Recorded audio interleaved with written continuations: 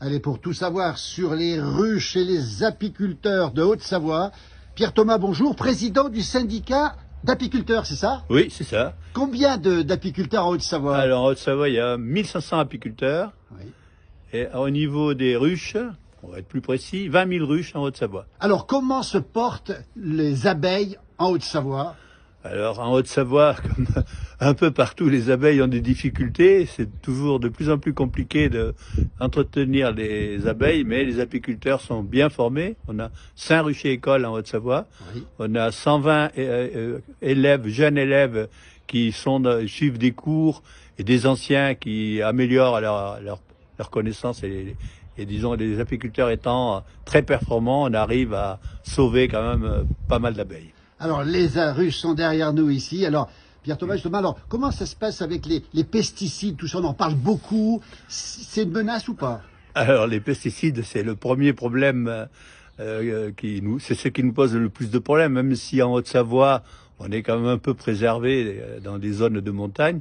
Mais c'est ce qui a déclenché, entre autres, oui, de grosses mortalités un peu partout en France. Comment ça va se passer à l'avenir? Il y aura ça ira mieux ou pas?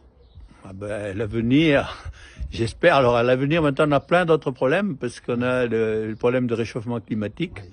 On a donc des saisons qui ne sont plus marquées et surtout des étés très secs et très tôt. Et ça veut dire que à partir de fin juin, il n'y a plus de mielés jusqu'en septembre à cause des sécheresses. À cause de la sécheresse. À cause de la sécheresse. Et puis le fameux frelon asiatique, il faut en parler. Alors lui, il est présent ou pas? Il est présent, il est arrivé en Haute-Savoie en 2018.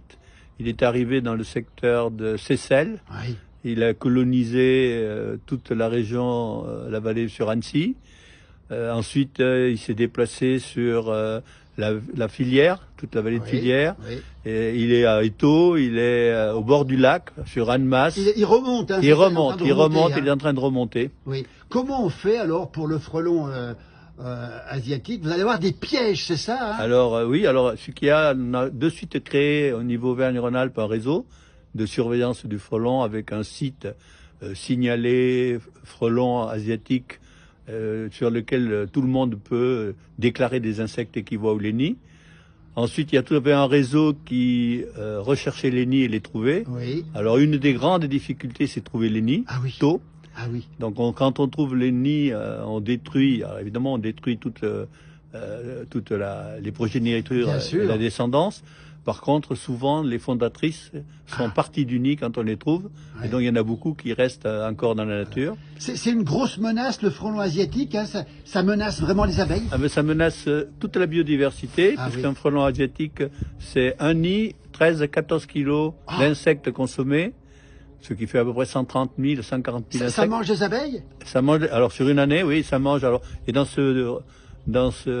parmi tout ça, il doit y avoir 40% d'abeilles et le reste, c'est des guêpes, des abeilles solitaires, enfin, toutes sortes d'insectes. Et là, vous allez recevoir des pièges à frelons. Et combien vous allez recevoir des pièges? 5000 pièges, on va recevoir. Ah oui. Et on va les mettre sur tout le territoire. Alors, je dirais que c'est le conseil départemental qui a financé ces pièges. Et avec le conseil départemental, on a essayé un pari. C'est quelque chose qui ne s'est jamais fait nulle part. Ah oui. C'est une première, je dirais, mondiale, enfin au moins une première en France, à savoir piéger au printemps tout le territoire pour essayer de récupérer un maximum de fondatrices et éviter et limiter le nombre de nids. Comment ça marche un piège à frelons? Alors nous on connaît les ruches, on connaît les abeilles, mais le piège à frelons, comment ça marche? Le piège à frelons, il est très très astucieux. Alors ici, il faudrait qu'on aille devant un piège. Vous avez un bac, vous avez un appât. Qui est un sirop sucré avec un peu de vin. Ah, ça les attire. C'est l'odeur qui les attire. Ah oui. Ensuite, au-dessus, vous avez une chambre dans laquelle les insectes restent prisonniers. Oui. Et vous avez à l'entrée une entrée très sélective dans laquelle le frelon européen qui est trop gros ne peut pas rentrer. D'accord. Le frelon asiatique qui est un peu plus fin rentre. Il rentre. Les guêpes, les abeilles peuvent rentrer, mais il y a des sorties Pour elle. pour elle, et le frelon, lui, il est piégé, le frelon asiatique, il peut pas sortir. On en fait quoi du frelon asiatique? On le tue. On le laisse mourir dans le piège. Donc, vous êtes plutôt rassuré par ces 5000 pièges qui vont arriver sur la Haute-Savoie? Oui, alors, il faut revoir, c'était une première, c'est une expérience.